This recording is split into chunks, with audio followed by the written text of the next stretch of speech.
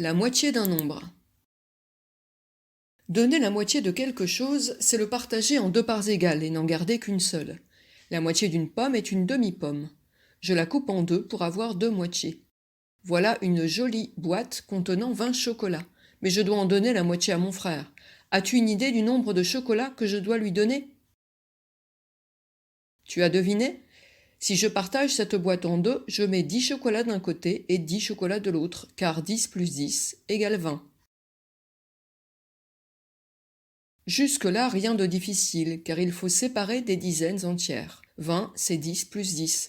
Ainsi, tu peux donner, je pense, la moitié de 40, la moitié de 60, de 80 et de 100.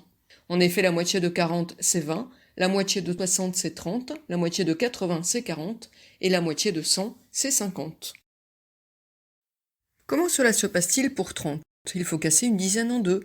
20 plus 10, ça fait 10 plus 5 et 5 plus 10. La moitié de 30 est donc 15.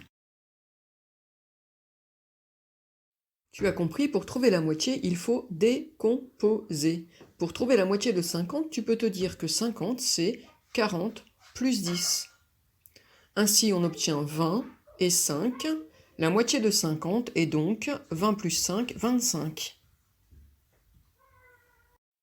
As-tu compris? Alors c'est parti pour un autre essai. Comment décomposerais-tu 70? Tu peux mettre sur pause, je te laisse regarder les étiquettes. Bien sûr, on oublie la première étiquette, elle ne nous aidera pas. Observons de plus près les deux autres étiquettes. Je te laisse sur pause pour constater le calcul de la troisième étiquette.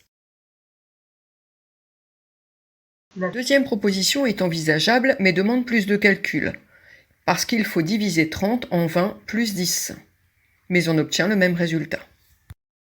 Il faut donc bien réfléchir pour choisir le bon calcul. Je te laisse mettre sur pause pour relire tranquillement ce que tu peux aussi avoir en tête.